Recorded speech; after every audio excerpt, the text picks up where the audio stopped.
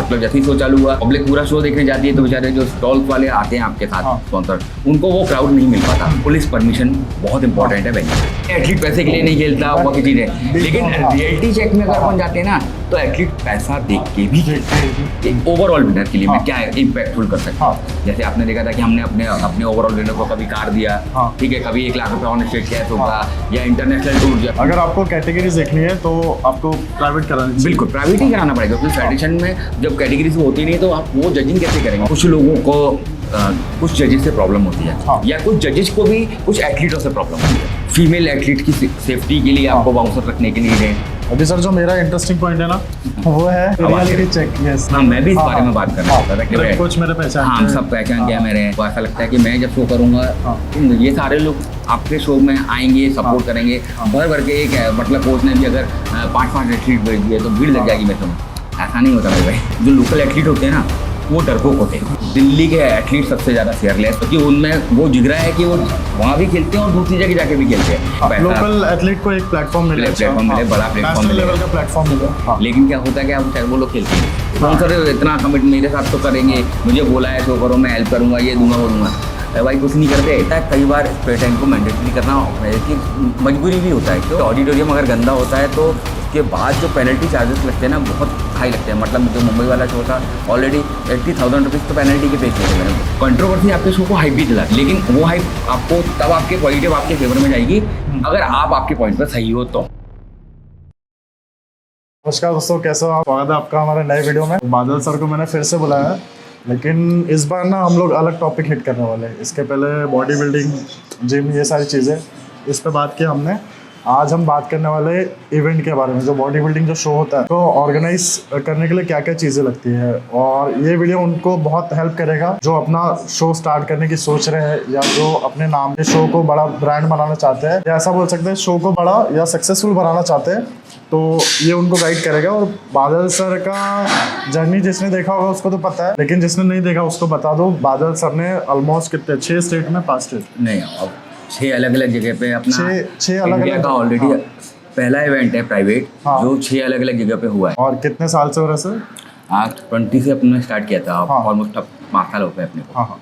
तो सर ने इतने सारे शो कराए ना, और ये तो सर के नाम के शो थे। इसके अलावा सर ने मैनेजमेंट भी काफ़ी शो में किया है, बहुत सारे। तो सर का एक्सपीरियंस मुझे आपको बहुत हेल्प करेगा। तो सर बस अपन स्टार्ट करते हैं। मेरे को बस रोड मैप बता दीजिए। रोड मैप सबसे पहले क्या देखना चाहिए? देखिए क्या है कि इवेंट्स जैसे समझा होगा लोगों ने कि जो भी बॉडी बिल्डिंग कंपटीशन होता है उसको एक या इवेंट कह सकते हैं या चैंपियनशिप, ठीक है। तो सबसे पहले इवेंट के पीछे आपका मोटिव क्लियर होना बहुत ज़रूरी है कि आप इवेंट क्यों कराना चाहते हैं। आपको कई मोटिव होते हैं जैसे लोगों का। किसी को क्या है, खुद का ब्रांड बनाना है, किसी को ऐसा लगता है कि बाकी शोज़ में कमियां होती हैं, वो उस कमियों को दूर करने के लिए बनाना चाहते हैं, ठीक है। कुछ लोग ऐसे एथलीटों को प्लेटफॉर्म देने के लिए करना चाहते हैं, या कुछ लोग ऐसे प्रॉफिटेबल बिजनेस समझ के उसको लेके। तो मतलब गलत कुछ भी नहीं है अगर कर रहे हो। हर तरीके से स्पोर्ट्स को ही बढ़ावा मिल रहा है अगर शो होता है तो एक्चुअली। तो पहले हमारा मोटिव क्लियर आपका मोटिव क्लियर होना बहुत ज़रूरी है किसी शो को ऑर्गेनाइज करने से पहले, कि मेरा मोटिव क्या है एक्चुअली इस शो को लेकर। सेकंड, ठीक है। फिर हम जब मोटिव हमारा क्लियर होता है कि मैं शो क्यों करा रहा हूँ, देन हमें बजट डिसाइड करना पड़ता है कि मैं इस शो का मेरा ओवरऑल बजट क्या रहेगा, ठीक है। ओवरऑल बजट में एवरीथिंग इंक्लूड होता है कि मतलब जो भी खर्चे स्टार्टिंग से लेके शो खत्म होने के बाद एंड इवन पोस्ट शो के बाद प्रमोशन को लेके सारी चीज़ें कवर अप करने के बाद आप एक बजट डिसाइड करते हो। इस बजट के अंदर मुझे शो करना है, ठीक है। जब बजट डिसाइड हो जाता है, फिर हम क्या करते हैं, उसके अकॉर्डिंग हमको कैटेगरीज रखना करते हैं कि हम हमारे इवेंट में कितनी कैटेगरीज होना पड़ेगी। जैसे अभी लोगों को जिनको पता है अच्छी बात है, नहीं पता तो बता दूँ। अब बॉडी बिल्डिंग सिर्फ बॉडी बिल्डिंग नहीं रह गई है, इसमें और अदर कैटेगरीज आ गए हैं, जैसे मैन फिजिक, क्लासिक फिजिक, ठीक है, और फिटनेस मॉडल, मसल मॉडल, अभी एक और डेनिम जीन्स मॉडल, ये नई कैटेगरी से इंक्लूड हो गई है। वुमेंस में तो नंबर ऑफ कैटेगरीज हैं, बट इंडिया में मोस्टली जो होती हैं वो आपकी women's bikini, women's body building और वुमेंस फिटनेस, ठीक है। और यही कैटेगरीज मोस्टली होती है, लेकिन इंटरनेशनल लेवल पे वुमेंस की ऑलमोस्ट 8 से 9 कैटेगरीज हैं। तो सारी कैटेगरीज की नहीं, आप अपने बजट के अकॉर्डिंग फिर हम कैटेगरी डिसाइड करना जरूरी है कि मेरे को कौन कौन सी कैटेगरी से करना है, ठीक है। फिर उसमें आपको कैटेगरी के बाद आपको ग्रुप डिसाइड करना पड़ेगा, कि मेरे को कितने ग्रुप रखना है। हाँ। मेरी बहन है जैसा समझ लिया बॉडी बिल्डिंग रखा, हाँ। तो बॉडी बिल्डिंग में मैं कितने ग्रुप रखूंगा, ठीक है। ऐसी सेम मेन फिजिक है, मेन फिजिक में मैं ओपन एक ग्रुप रखूंगा, 2 रखूंगा, 3 रखूंगा, देन ग्रुप डिसाइड किए जाते हैं। ग्रुप हाइट और वेट उसके हिसाब से रखते हैं। हाँ, वो देखिए अपना क्या होता preference है, हर बॉडी बिल्डिंग के जो डिफरेंट एलिमेंट्स हैं, जैसे बॉडी बिल्डिंग हुआ उसके अंदर वेट वाइज होता हाँ, है, हाँ। इवन कई जगह पे हाइट वाइज भी होता है बॉडी बिल्डिंग, ठीक है। तो वो आपके ऊपर है, आप वेट वाइज करना चाहते हैं या हाइट वाइज करना चाहते हैं, ठीक है। मेरा पर्सनल जो मुझे पसंद आता है, मुझे हाइट वाइज ज़्यादा बेटर लगता है, लेकिन वेट वाइज है, मैंने दोनों तरह से इवेंट किया हुआ है, वेट और हाइट दोनों में, ठीक है। देन सेकंड होता है अपना मैन फिजिक। मैन फिजिक हमेशा आपका हाइट वाइज ही होगा, हाँ, ठीक है। तो मोस्टली इंडिया में अभी 2 हाइट पे चलता है, हाँ। बिलो 5'7", अबव Above 5'7", 5'7", ठीक है। लेकिन इंटरनेशनल में मैन फिजिक में भी 5 से 6 हाँ, ठीक। डिवीजन है, मतलब बिलो 5 से 6, 5'8", हाँ। तो 6, मतलब उसमें बहुत सारी कैटेगरी इंटर। तो अपने को कैटेगरी डिवाइडेशन हो गया हाइट वाइज। देन सेकेंडरी आपका होता है क्लासिक। हाँ। क्लासिक में उसको इंटरनेशनली हाइट वाइज होता है, हाँ। और वेट भी होना चाहिए परफेक्टली, हाँ। हाइट एंड वेट का कॉम्बिनेशन। हाँ, हाँ। बट अपने इंडिया में मोस्टली क्या कर दिया है लोगों ने, या तो सिर्फ हाइट वाइज में डिवाइड कर दिया दो है, height। या फिर वो वेट से कर दिया, बिलो 70 के जी या below above 70, 70। हाँ। तो आपको जो सूटेबल है आप उसको ऐड ऑन कर सकते हैं, ठीक है। ठीक है। फिर अब आपकी बाकी कैटेगरीज हो गई, वो ओपन कैटेगरी रखता हूँ, उसमें करना चाहे तो आप उसको भी हाइट वाइज कर सकते हैं, लेकिन मोस्टली जो होता है वो ओपन ही होता है। ओपन का मतलब मैं बता दूं कि एक ही ग्रुप होना है, जिसमें चाहे किसी भी एज के लोग हों, हाँ, हाँ। किसी भी हाइट के या किसी भी वेट के हों, वो सारे लोग एक साथ ही परफॉर्म करेंगे हाँ। उसी वेट साइड। वुमेन्स उसके बाद- का वाली कैटेगरी है, वो भी वही हो गई, हाँ। ठीक है। फिर जैसे कि आपको चाहे तो जूनियर भी रख सकते हैं, मास्टर्स हो गया, ये सारी अपने कैटेगरीज बता दी कि जो आप अपने इवेंट में आपके बजट के अकॉर्डिंग ऐड करना है, ठीक है। कैटेगरीज के बाद कैटेगरीज के बाद ये एक शो का आपको रोड मैप मिल जाएगा हाँ, एक तरीके से। हाँ। फिर डिपेंड फिर करना है आपको कि शो को हेल्प करने के लिए आपको स्पॉन्सर्स आपके पास हैं कि नहीं, या जो शो का ओवरऑल बजट समझ लिया आपने, एक नॉर्मल शो कराने के लिए 5 से 6 लाख का बजट जाता है जैसे हाँ। आपने, तो 5 लाख रुपए के लिए आप कहाँ से वो अरेंज करेंगे। आप खुद का, या तो 2 ऑप्शन है आपके पास, या तो आप खुद का पैसा इन्वेस्ट करना करेंगे, वो डिपेंड करेगा आपका मोटिव क्या है, ठीक है। अगर नहीं है तो फिर आप स्पॉन्सर्स आपको देखना पड़ेंगे शो के लिए।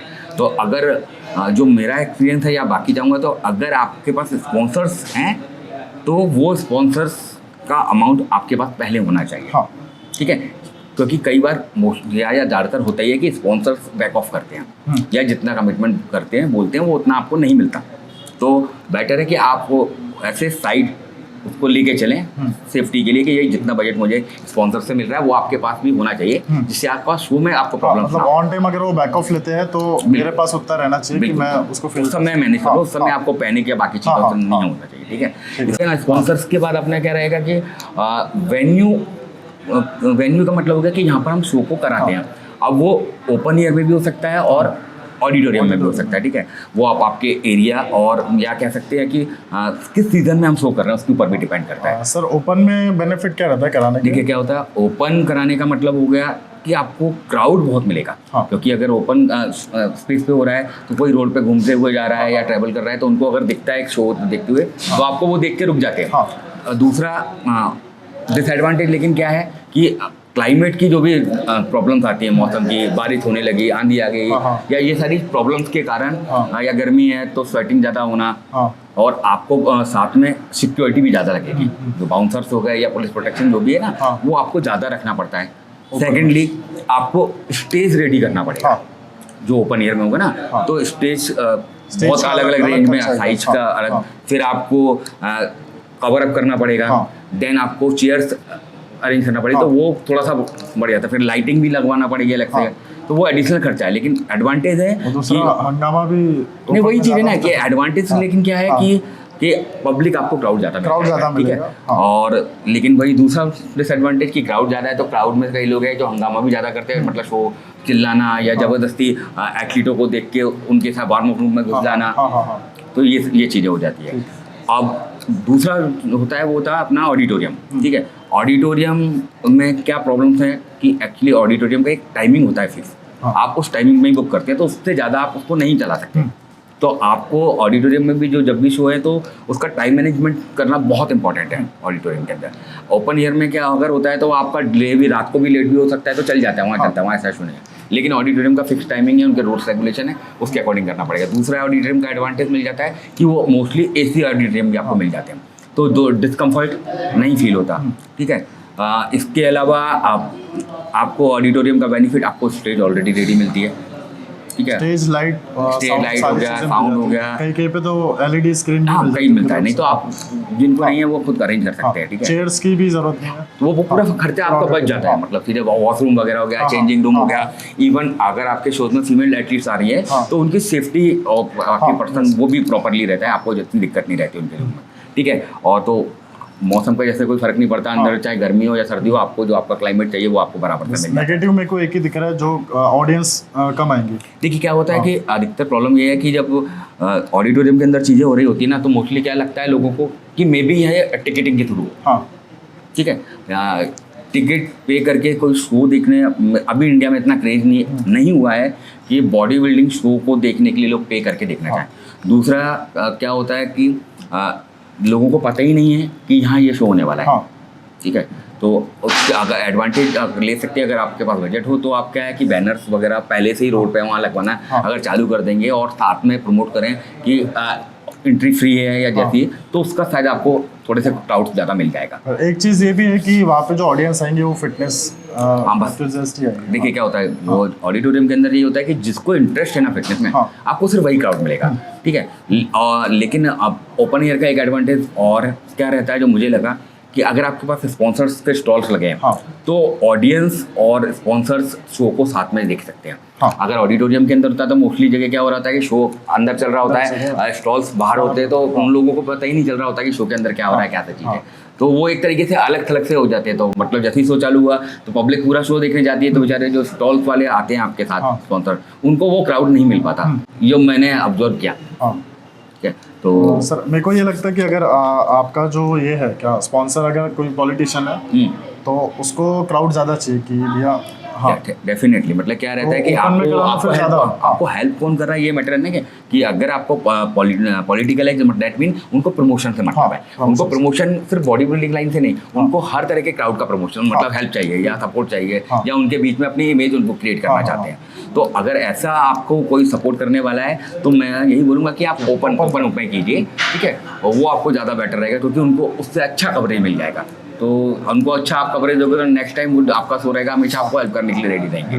बिल्कुल बराबर। वेन्यू हो गया सर, उसके बाद देखिए वेन्यू होने के बाद पुलिस परमिशन बहुत इंपॉर्टेंट है वेन्यू में, क्योंकि अगर आपके पास पुलिस परमिशन, तो मैं बता दूं कि कोई भी शो आप ऑर्गेनाइज करते हो अगर कहीं भी, तो आपको उस एरिया के जो थाना है वहाँ पे जाके परमिशन या इन्फॉर्मेशन जिसको हम बोलते हैं देना पड़ती है कि हम ये शो कराने वाले हैं, इसमें इतने गेस्ट आने वाले हैं या वीआईपी आने वाले हैं कोई भी। क्योंकि आपके शो में अगर वीआईपी या कुछ सेलिब्रिटीज अगर आ रहे हैं, उनके कारण अचानक पब्लिक आ सकती है, भीड़ लगती है, ट्रैफिक डिस्टर्ब हो सकता है, कुछ भी मतलब प्रॉब्लम हो सकती है। तो आपने इन्फॉर्म करके रखा है ना, तो उसका एडवांटेज क्या रहेगा कि आपके शो को कोई प्रॉब्लम नहीं होगी, क्योंकि पुलिस की तरफ से आपको ऑलरेडी हेल्प रहेगी बाकायदा, ठीक है। पुलिस परमिशन हो गई। अब इसके बाद शो को प्रमोशन बहुत इंपॉर्टेंट है कि आपने शो कराया, अब प्रमोशन का कैसे रहेगा कि आप शो किस लेवल का करा रहे हो, ठीक है। जब कई लोग स्टेट लेवल कराते या आप जिला लेवल अपने लेवल पे करा रहे हो या फिर आप नेशनल लेवल का शो करा रहे हो, उसके अकॉर्डिंग आपको प्रमोशन देखना पड़ेगा कि अगर नेशनल लेवल का शो है आपको, तो डैट मीन आपको इंडिया के हर जगह से एथलीट चाहिए, तब आपका शो एक रहेगा। और एक शो की वैल्यू जो बनेगी कि जिस शो में अलग अलग जगह से एथलीट आए होंगे ना, अलग अलग सिटी स्टेट से आए होंगे, तो वो शो को कॉम्पिटिटिव भी ज़्यादा बनाएगा और थोड़ी सी इसकी रेपुटेशन भी बढ़ाएगा डैट मीन, ठीक है।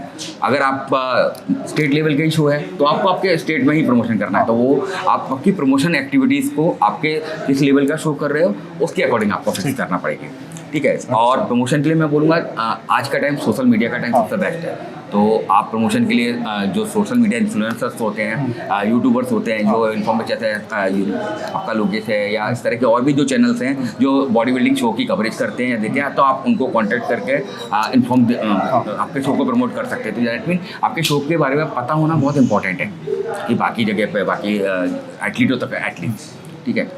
फिर क्या रहता है कि आपके अगर पहली बार कोई शो करा रहे हो, ठीक है, जो ऑलरेडी कराते हुए आते हैं डैट मीन उनकी ब्रांड वैल्यू बन चुकी है, तो उनको उतना इशू नहीं रहता। लेकिन अगर आप पहली बार कोई शो करा रहे हैं तो आपको हमारी इंडस्ट्री से जुड़े हुए, जैसे फिर हमारी industry that mean fitness industry से जुड़े हुए ट्रस्टेबल जिनका फेस वैल्यू अच्छा है या जिनकी रेपुटेशन अच्छी है ना, उनको आपको आपके शो के साथ जोड़ना पड़ेगा, डेट मीन अगर उन्होंने आपके शो में ऐसे आप उनको गेस्ट बुला सकते हो या शो के प्रमोशन के लिए कांटेक्ट कर सकते हो। डेट मीन उन्होंने अगर कोई बात बोली है तो एथलीट ट्रस्ट करेंगे कि नहीं, एक बड़ा सेलिब्रिटी हमारी फील्ड का अगर बोल रहा है तो डेट मीन, क्योंकि ये इसलिए होता है कि कई जगह शो एंट्री फीस ले ली गई और शो ही नहीं हुए। हाँ तो शो होगा भी या नहीं होगा, ये लोगों के मन में डाउट होता है। क्योंकि अगर समझ लीजिए कि अगर आपने साउथ में एक शो रखा है तो अगर नॉर्थ से मेरा मतलब दिल्ली, असम या इधर से कहीं से कोई, पंजाब से कोई जा रहा है, वहाँ जाने के बाद उसको पता चल रहा है कि शो ही नहीं हो रहा, तो वो पैनिक से एथलीटों ने झेला हुआ है। तो डेट मीन अगर आपको आपकी शो के ऊपर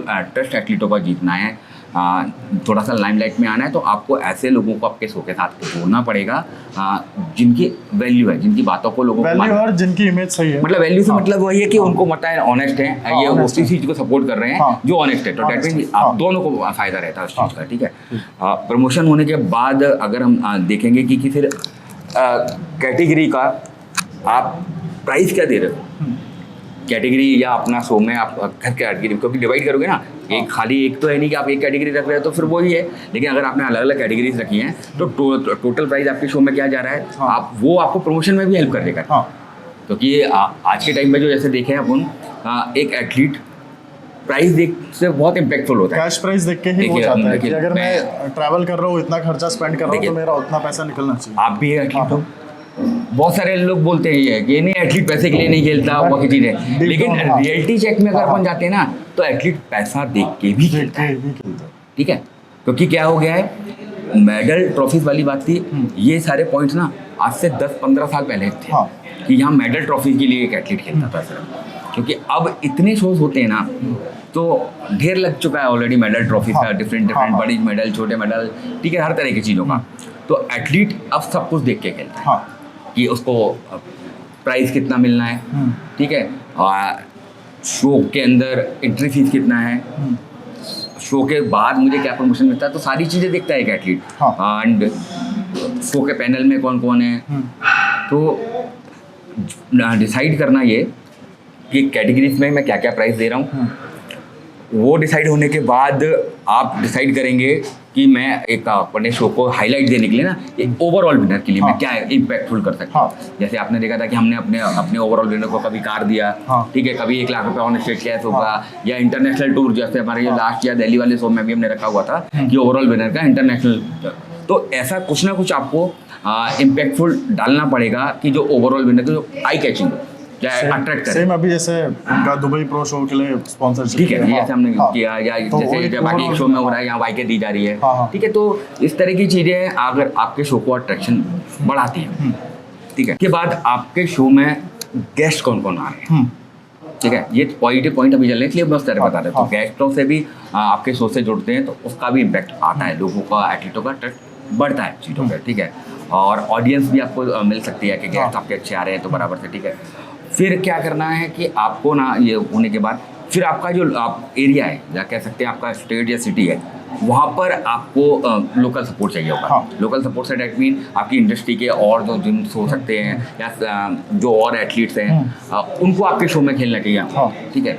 उनसे कांटेक्ट करें, साथ में उनको प्रमोशन में भी आप शामिल कर सकते हैं, या उनसे शो की हेल्प के लिए स्पॉन्सरिंग में, मतलब क्या बोल सकते हैं इसको, सपोर्टिव पार्टनर बना सकते हैं आप उनको, जिनका चेन के आप। तो इसके बाद अपन क्या रहेगा सर, जजिंग पैनल नहीं, ये पैनल गेस्ट वगैरह बाकी सारी हो गया। अब क्या रहता है, पैनल वाली बात होती है जजिंग पैनल से मतलब होता है एक शो को जो लोग जज करने वाले हैं। अब इसमें 2 चीज़ें हैं, शो करने के लिए क्या है कि आप दो ऑप्शन है आपके पास, आप प्राइवेट शो भी कर सकते हो और आप फेडरेशन के साथ जुड़ के भी कर सकते हो, ठीक है।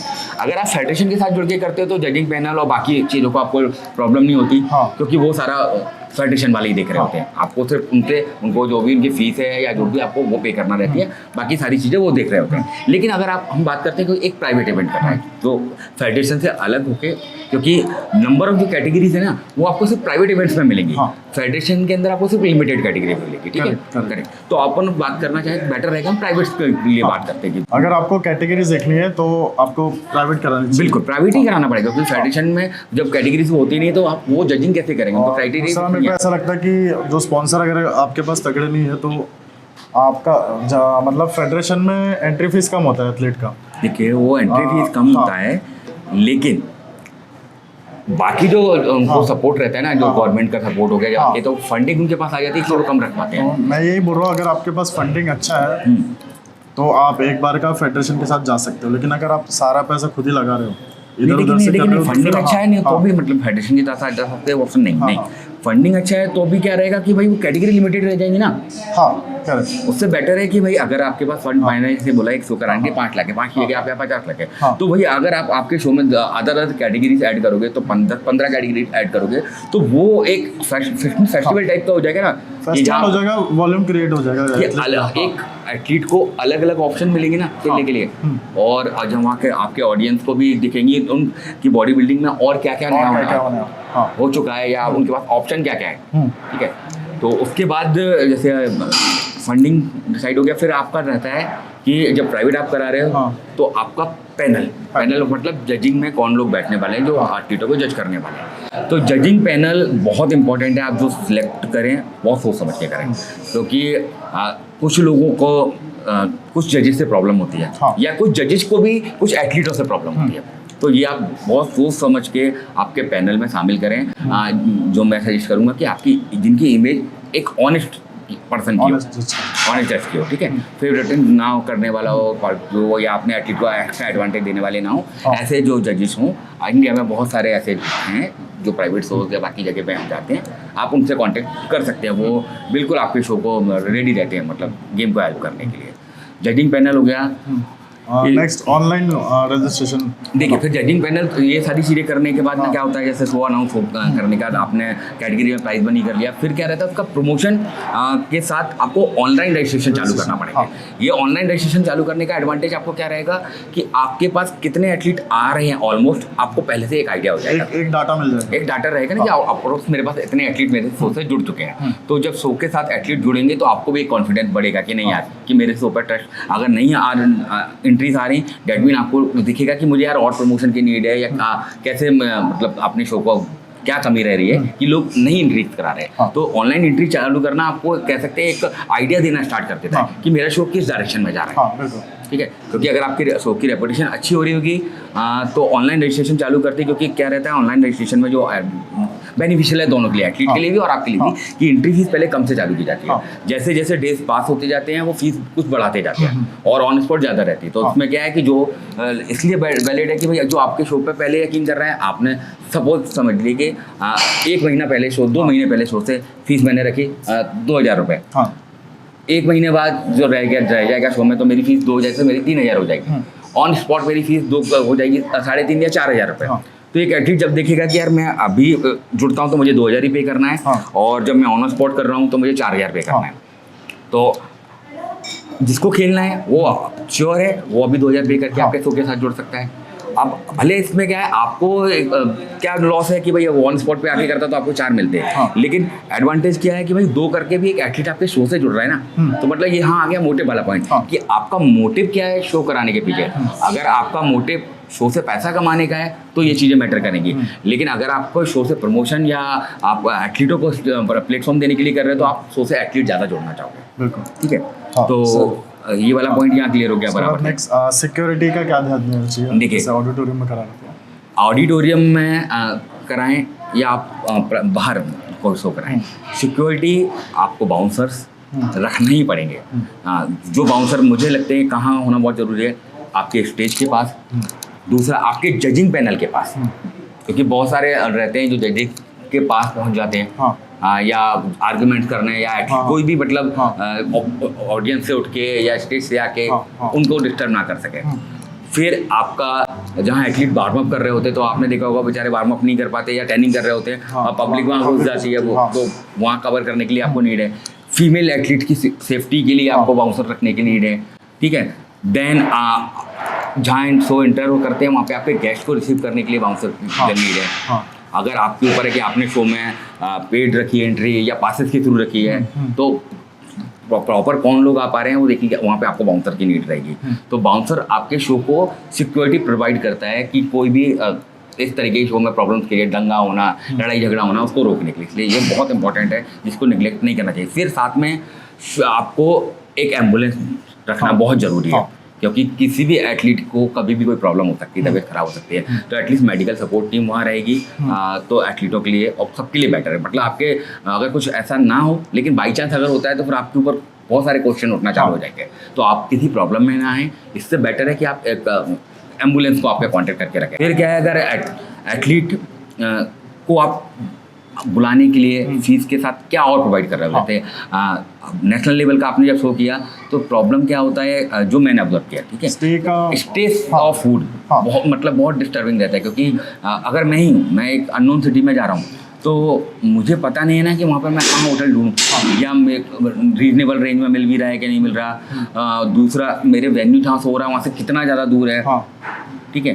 तो बेटर है कि अगर कुछ लोग कैपेबल होते हैं, उनको इशू नहीं है। अगर कुछ एथलीट नहीं है जो मेहनत करके लिमिटेड से साथ अपने जोश के साथ जुड़े हैं अपने ड्रीम को पूरा करने के लिए ना, तो अगर उनको एक स्टे मिले, भले आप ऑक्यूपेसी में उनको दे दो, ठीक है, ऑप्शन में रख दो जिनको। और आप जो ऑर्गेनाइजर है उसके बेनिफिट के लिए मैं बता देता हूँ कि ये आप ऑप्शन रख सकते हो कि जो भी ऑनलाइन एंट्री आपको करेगा, आप उसके लिए होटल प्रोवाइड करो, ठीक है। तो ये दोनों के लिए विन विन कंडीशन आ जाएगी।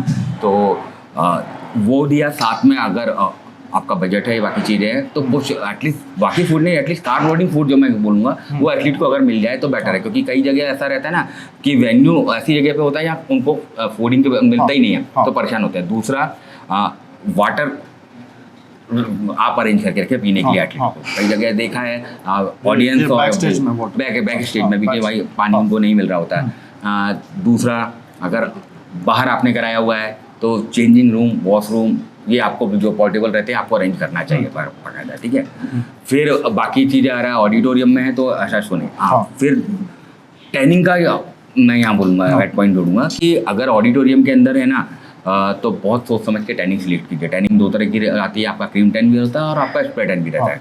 क्योंकि जो मेरे पर्सनल एक्सपीरियंस है उसके बेस पे बोल रहा हूँ कि ऑडिटोरियम में आपने अगर किया और क्रीम टैनिंग होती है ना, तो वो आप यकीन मानिए वो ऑडिटोरियम में गंदा होना ही होना है। कहीं हाथ लगेंगे, कोई एथलीट दीवार से भी टिक सकता है, कहीं भी मतलब होंगे। तो फिर अगर ऐसा होता है तो हैवी पेनल्टी के लिए आप रेडी रहिए ऐसे ऑर्गेनाइजर। तो बेटर है कि आप स्प्रे टैन को अपने शो में इंक्लूड कीजिए, ठीक है। या आपने क्रीम टैन रखाया हुआ है तो आप शो को जहाँ पे वॉल्स होती हैं वहाँ को कवर करवाइए, तो ये आपको सेफ्टी रहेगी आपके ऊपर। सर, क्रू टीम बनाने के लिए क्या जो अपना स्टाफ, देखिए, अगर कोई शो ऑर्गेनाइज कर रहा है तो एक पर्सन के आ जाए या उसको टीम तो बनानी पड़ेगी जिसके हर अलग अलग वर्क है। जैसे क्या होगा, एक सोशल मीडिया देख रहा है, एक का काम है रजिस्ट्रेशन देखना, एक का काम है बाकी रिसीव करना आपके गेस्टों को। तो एक टीम आपको बनानी पड़ेगी जो आपके छोटे छोटे सारे काम देखेंगे। और एक टीम में मेरे हिसाब से एक स्पेयर मेंबर भी जोड़ना पड़ेगा कि एटलीस्ट वो अगर नहीं है तो उसकी जगह वो काम कौन करेगा, ठीक है। तो हर पर्सन का काम डिवाइड कर दीजिए। आप खुद ही सारे काम करने के बारे में मत सोचिए, ये तो ही बेटर रहेगा। और उसको फुल रिस्पॉन्सिबिलिटी दे के चलिए कि वही जवाब आप देइए किसी भी चीज़ प्रॉब्लम के लिए, तो वो आपको हेल्प मिलेगी। फिर क्या रहेगा, स्पेशल गेस्ट को जो बुलाते हैं वो भी डिसाइड करना पड़ेगा शायद। नहीं, देखिए क्या होता है कि आपने जो जजिंग लिस्ट हो गई, गेस्ट लिस्ट हो गई, फिर अपना रहेगा ना कि आपके शो का चीफ गेस्ट कौन है। चीफ गेस्ट, हाँ, यस, ठीक है। चीफ गेस्ट बहुत इंपॉर्टेंट रहता है जिसका शो को आपको बहुत हेल्प मिलती है, ठीक है। पॉलिटिकल आपका सपोर्ट में आप बुला रहे हो, या आप फिटनेस इंडस्ट्री के किसी सेलिब्रिटी एथलीट को बुला रहे हो, आप किसको बुला रहे हो, या आप तो अभी हुआ है के ऊपर है कि आप किसी को भी बुला सकते हो, ठीक है सर। फ्लो चार्ट और होस्ट, ठीक है। अभी अब जैसे शो किया आपने, तो शो को एक आपको होस्ट करने के लिए भी होगा। देखो, फेडरेशन जहाँ होती हैं तो फेडरेशन में क्या होता है, वो सारा काम वही देख लेते हैं, ठीक है। अगर आप प्राइवेट शो कर रहे हो तो आपको शो को होस्ट करने के लिए भी एक पर्सन चाहिए, जो जैसे जहाँ अनाउंस करने के लिए इसको आप एंकर भी बोल सकते हो, होस्ट भी बोल सकते हो, जो भी आप समझो। तो वो आपको दूसरा आपको उसको पहले पूरा ब्रीफ करना, अगर फील्ड का नहीं है, अगर ऑलरेडी अब वो बॉडी बिल्डिंग शो में होस्ट करता हुआ आ रहा है तो ठीक है। अदरवाइज आपने किसी नए होस्ट को रखा है तो आपको पहले उसको शो के बारे में पूरा बताना पड़ेगा कि क्या क्या शो का फ्लो चार्ट, जैसे फ्लो चार्ट का पॉइंट आया तो फ्लो चार्ट का मतलब होता है कि हमारा शो में कौन सी कैटेगरी होगी, या इनॉग्रेशन होगा उसका कौन सी कैटेगरी होना है, लास्ट कब होना है, कब रेस्ट होना है, कब ब्रेक है, या कब हमारा क्लोजिंग सेरेमनी होना है। तो वो फ्लो चार्ट अपन बोलते हैं। तो वो आपको आपके होस्ट को पहले से बताना पड़ेगा कि कौन गेस्ट आ रहा है, जिससे बीच में उनको किसी को कन्फ्यूज़न ना हो। तो होस्ट आपके शो में कह सकते हैं बहुत इंपॉर्टेंट रोल प्ले करता है कि पब्लिक से जैसे अगर बीच में गैप हो रहा है तो वो पब्लिक से इंटरेक्ट करके आपके शो को एंगेज करके रख सकता है बाकी टाइम, ठीक है। कोई बीच में कमी आ रही है तो वो बीच में जाके ऑडियंस को थोड़ा सा अपने साथ जोड़ के रख सकता है। हाँ, और जहाँ पे फिलर्स डालने की जरूरत है तो वो होस्ट का काम है। अब जैसे अपना कल ही हुआ था कि सीनियर मेंस फिजिक खेलने के बाद उसको वापस डेनिम के लिए रेडी होना है, तो उतना टाइम चाहिए, उतना टाइम स्टेज कौन करेगा? तो उसके लिए ऐसे ही ना कि देखिए जैसे अपने शो के होस्ट ने उन्होंने क्या किया, उन्होंने उसको कवर करने के लिए वहाँ पे गेम प्लान कर दिया कि ऑडियंस को गेम्स में इन्वॉल्व कर दिया। तो ये चीज़ इसलिए कहा कि होस्ट बहुत इंपॉर्टेंट होता है अपने शो के लिए। तो जो नया होस्ट है उसको सारी चीज़ें बताना ज़रूरी है और पता होना चाहिए कि क्या क्या कैटेगरीज होना है, क्योंकि कई लोग कैटेगरी मिक्स कर देते हैं बोलने में। तो और जो आपके एथलीट्स होते हैं ना, वो उन्हीं की आवाज़ सुन रहे होते हैं, तो कुछ इस तरह का कंफ्यूजन ना हो, इसलिए आप होस्ट आपके लिए बहुत इंपॉर्टेंट है, ठीक है। तो मेरे को तो लगता सर ये इनफ है। नहीं, मतलब कुछ चीज़ें अपन ये कर सकते हैं कि शो के बाद ये हो गया, गेस्ट हो गया, बाकी चीज़ होगी, फिर आपको गेस्ट है तो उनके लिए भाई आपको होटल्स बुकिंग करना, उनकी फ्लाइट बुकिंग, आपके गेस्ट की फ्लाइट बुकिंग करना, ये आप पहले से करके रख रहे हैं, और फिर उनको रिसीव करने के लिए पर्सन रखना, ये सारी चीज़ें पहले से आपको करके रखना पड़ेगी। तो ये काम आपकी क्रू टीम करेगी। तो क्रू टीम बनाना है आपको, ठीक है। गेस्ट कौन कौन आ रहे हैं, चीफ गेस्ट कौन है, पुलिस परमिशन हो गई, और प्राइस डिस्ट्रीब्यूशन हो गया, ये सारी चीज़ें आपको एटलीस्ट करके रखना पड़ेगा। ठीक है। तो मेरे को लगता है सर ये बेसिक पॉइंट तो हो गया हमारे रोड मैप जो बोलते हैं एक शो ऑर्गेनाइज करने के लिए। अभी सर जो मेरा इंटरेस्टिंग पॉइंट है ना वो है कि रियलिटी क्या होती है, रियलिटी चेक। यस, तो वो जानना था। मैं भी इस बारे में बात करना चाहता था। अब आते हैं हम रियलिटी चेक पे, क्या कि शो से ऐसे आपको लगता है कि ऑर्गेनाइजर्स बहुत सारा पैसा कमा रहे हैं, ऐसा नहीं है, ठीक है।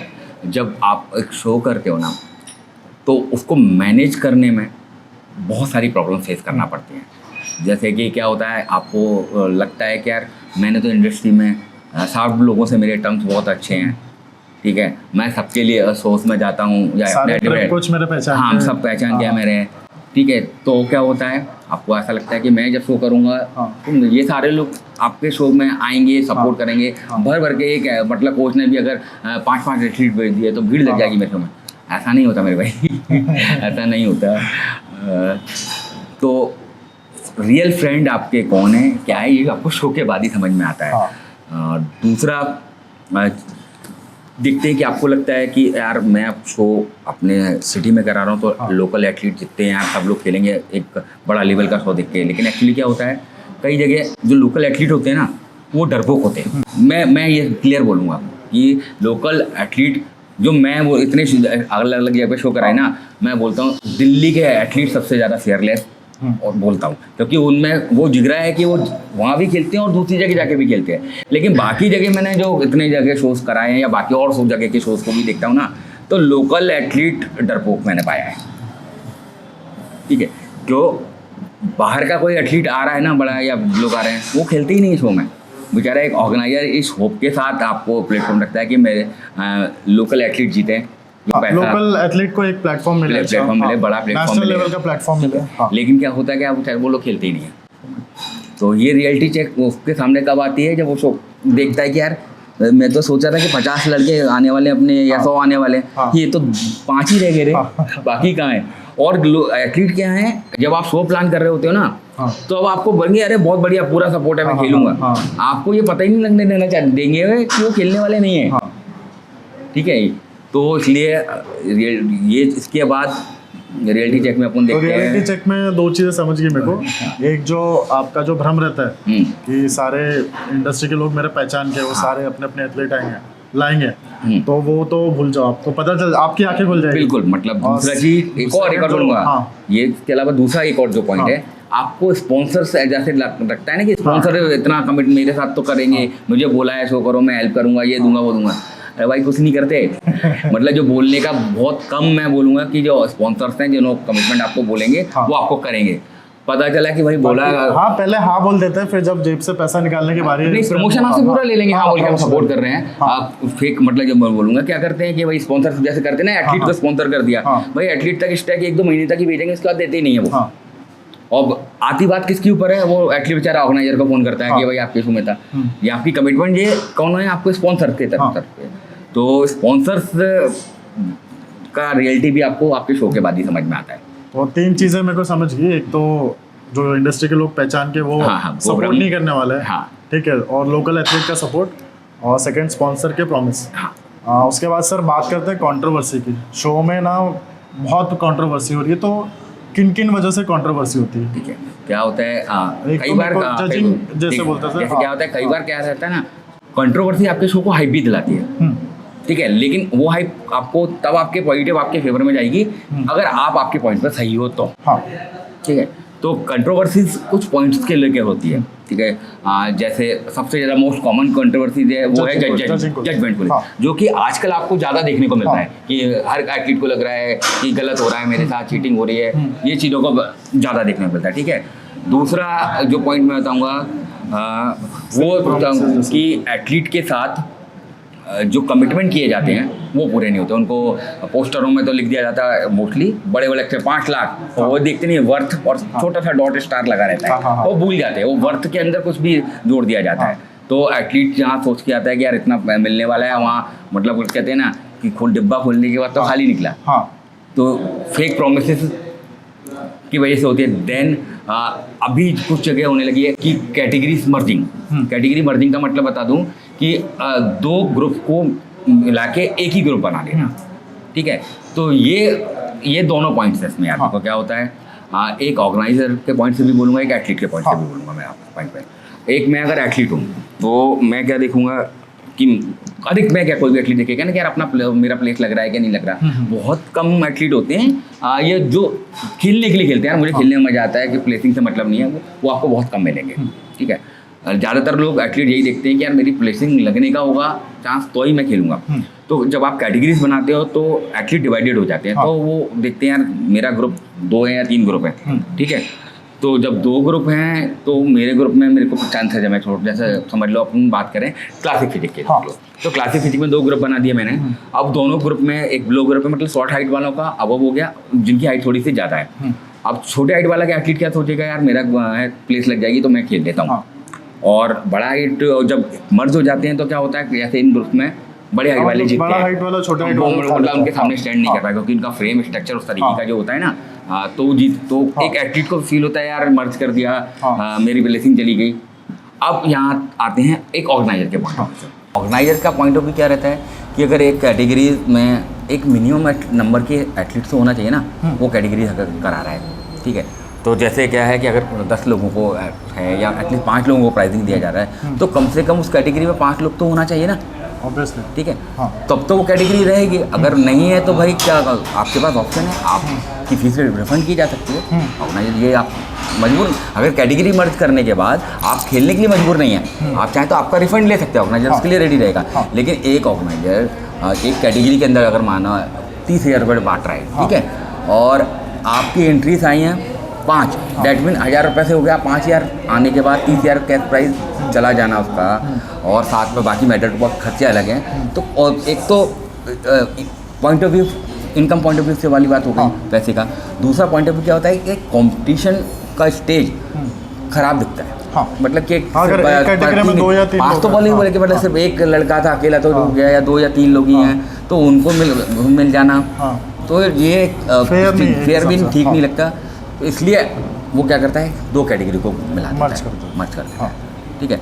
दूसरा पॉइंट क्या है कि जो ऑर्गेनाइजर आप क्या कर सकते हैं चीज़ें, आप पहले से अनाउंसमेंट करके रखिए, ठीक है, कि अगर किसी ग्रुप में एथलीट नहीं होंगे या कम होंगे एक नंबर ऑफ, वो एक ही ग्रुप कर दिया जाएगा, जिससे क्या रहेगा, एथलीट खेलने से पहले अगर उसको पता रहेगा ये चीज़ होनी है तो वो उसको बाद में ऑब्जेक्शन उठाना वैलिड नहीं रहेगा, ठीक है। लेकिन ऑर्गेनाइजर हैं तो आपको ये पहले बताना चाहिए, ये आपकी जिम्मेदारी है। अगर आप बिना बताए अगर ये मर्ज कर दे रहे हैं तो आप ये गलत कर रहे हैं एथलीट के साथ। कल जैसे हमने किया था कि पीछे टर्म्स डाल दिए थे कि नहीं, अपन ने वही था कि क्या अपन ने करा नहीं था, अपना मजबूरी था, सीधी बात ये थी। नहीं हमने जो पीछे ये फॉर्म नहीं, मैं बता रहा हूँ क्या किया कि वो क्या था कि जब आपने एक शो किया, आपने को जब ऑनलाइन एंट्रीज आपके को से क्लियर हो जाता है क्या है, जब उस कैटेगरी में आपके पास एंट्री ही नहीं है, तो आप जब एंट्री नहीं है तो आप उस कैटेगरी को कैसे रन कर रहे हो।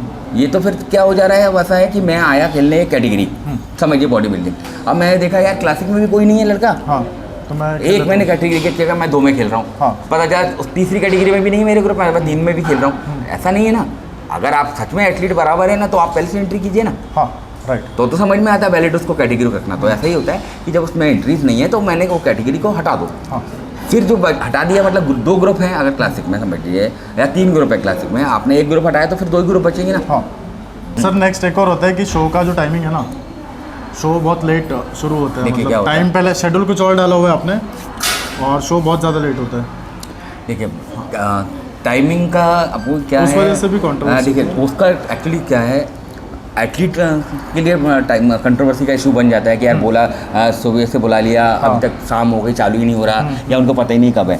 ये सारी प्रॉब्लम होने का रीज़न क्या होता है कि अगर आप ऑन स्पॉट एंट्रीज चालू रखे हुए हो तो ही ये प्रॉब्लम्स ज़्यादातर होती हैं। कि अगर आपने सिर्फ ऑनलाइन एंट्रीज आपने रखी है तो आपको ऑलरेडी पता है कितने एथलीट होने वाले हैं, तो आप उस होप में आगे नहीं बैठा रहता कि यार एक एथलीट और आ रहा है, मैं लेट आ रहा, ट्रेन लेट हो गई, तो मेरे को बाद में खिला लो। तो उसकी वजह से भी सो डिस्टर्ब होता है ना। कुछ एथलीट बोल रहे, एथलीट ही बोलते हैं सर हम थोड़ा लेट हो जाएंगे, थोड़ा सा गेम हो जाएगा क्या आगे पीछे। तो ये कई बार ऑर्गेनाइजर करता है का, और कई बार एथलीटों के लिए करना पड़ता है ऑर्गेनाइजर को लेट। या क्या होता है कि कई बार कोई जो गेस्ट जिनसे ओपनिंग होने वाली है उनका आने में थोड़ा सा डिले हो रहा होता है, तो इस वजह से लेट होता है। तो जो कंट्रोवर्सी बनती है लेकिन होना नहीं चाहिए यार टाइमिंग का जाए। लेकिन एक एथलीट के पॉइंट से देखोगे, जब यार वो इतना डाइट पे बाकी चीज़ें रहता है ना, तो उसको क्या है स्टेज पे जाने से पहले कार्ब लोडिंग प्रोटोकॉल उसको उसी हिसाब से चलाना पड़ता है। तो टाइमिंग अगर प्रॉपर रहेगी तो क्या रहेगा, उसका प्रोटोकॉल प्रॉपर रहेगा तो उसका परफॉर्मेंस डिस्टर्ब नहीं होगा। ठीक है। और इसके बाद फिर क्या एक और इशू जो अभी नया चालू हो गया है वो टैनिंग के रिलेटेड चालू हो गया है। तो टैनिंग के रिलेटेड इसलिए चालू हो गया है कि कई शोज में टैनिंग मैंडेटरी कर दी गई है, लेकिन चार्जेस साथ में हाई रखे गए हैं। आप मैंडेटरी कीजिए नो इशू, लेकिन अगर आपने चार्ज जैसे स्प्रे टैन का चार्ज आपने नॉमिनल रेट रखा है, भाई बाकी जगहों पे पता है 2000, 5000, 8,000 तक होते हैं किसी सोर्स के अंदर। ठीक है, हमने 750 रुपये में ट्रेनिंग प्रोवाइड करवाई एक एथलीट को। तो जब इस रेट में स्प्रे टैन की बात कर रहे हैं, मतलब वही तो स्प्रे टैन जब आपको एक रीजनेबल रेट में रखोगे ना, फिर मैंडेटरी अगर आप करते हो तो कोई प्रॉब्लम नहीं होती है। दूसरा क्या होता है, कई बार स्प्रे टैन को मैंडेटरी करना की मजबूरी भी होता है। क्यों? क्योंकि अगर ऑडिटोरियम के लिए करा है, जैसे पहले आपने डिस्कस किया होता कि ऑडिटोरियम अगर गंदा होता है तो उसके बाद जो पेनल्टी चार्जेस लगते हैं ना बहुत हाई लगते हैं। मतलब जो मुंबई वाला शो था ऑलरेडी 80,000 रुपीज़ तो पेनल्टी के पे किए थे मैंने, उन्होंने पेंटिंग के नाम पर, रीपेंटिंग के नाम पर ले लिए थे। ठीक है, तो टैनिंग को लेके कंट्रोवर्सी इसलिए और बन रही होती है क्योंकि एक एथलीट नॉर्मल टैन लगा के आ रहा होता है। ठीक है, उसका वो कम रेट में पड़ रहा होता है। दूसरा टैनिंग किसी कैटेगरीज में सूट ज़्यादा करती है, मतलब बॉडी बिल्डिंग वगैरह हो गया जो ग्लो ज़्यादा करती है ना, तो एथलीट को एडवांटेज रहता है। तो जो भी करें आप पहले से अनाउंसमेंट करके रखें, बेस्ट रहेगा आपके लिए। हाँ, एक और लास्ट पॉइंट है कि मतलब कि शो होने के बाद पोस्ट शो प्रमोशन बहुत इंपॉर्टेंट है। शो के बारे में या शो की जो कह सकते हैं इन्फॉर्मेशन, रिजल्ट्स, वो जितनी जल्दी आप पोस्ट करेंगे उतना बेटर रहेगा आपके शो के बारे में। क्योंकि नया नया जो चीज़ें चल रहा होता है ना, उसके बारे में ही लोग जानना चाहते हैं कि यार कल शो हुआ, उसका रिजल्ट क्या है। अगर वो आप इन्फॉर्मेशन 1 हफ्ते बाद 10 दिन बाद पोस्ट कर रहे हो तो उसका पूरा हाइप चला जाता है, हो जाती है कोई कोई नहीं जानना चाहता, 25 किलो हो चुके होते हैं। ठीक है, और हाँ इसके अलावा एक और पॉइंट हमने छोड़ दिया था कि आप चाहें तो आपके शो को लाइव भी चालू कर सकते हैं। वो भी आपका शो के प्रमोशन के लिए बहुत बेस्ट काम कर सकता है कि जो एथलीट नहीं आए वो दूर से भी अगर आपके शो को लाइव देखेंगे ना कि आपने कैसे मैनेज किया, या शो किस तरीके से किया, तो अगली बार आपके शो को मैं डेफिनेटली खेलने के लिए आएंगे अगर सही बेटर किए तो। मुझे लगता है इनफ इन्फॉर्मेशन हमने दे दी है। हाँ, बहुत इनफ दे दी है। तो सर मैं एक और चीज़ बोलना चाहूँगा कि जैसे किसी और को भी शो ऑर्गेनाइज करना है तो क्या एलाइट की टीम सपोर्ट करेगी उसको? डेफिनेटली हाँ, एलीट क्लासिक के नाम से जैसे हमारा तो होता ही है। इसके अलावा अगर किसी को उनका शो करना है, ठीक है, तो हमारी टीम डेफिनेटली वहाँ रेडी रहेगी उनके शो को मैनेज करने के लिए। आप हमारी टीम को या लोकेश को डायरेक्टली कॉन्टैक्ट कर सकते हैं। तो आपको एक बहुत अच्छा गाइडेंस मिल जाएगा ताकि आप अपना शो सक्सेसफुली कर पाओ बिना गड़बड़ के। तो बस सही था। आई होप आपको वीडियो बहुत पसंद आया होगा। तो बस मिलते हैं नेक्स्ट वीडियो में, तब तक के लिए सब।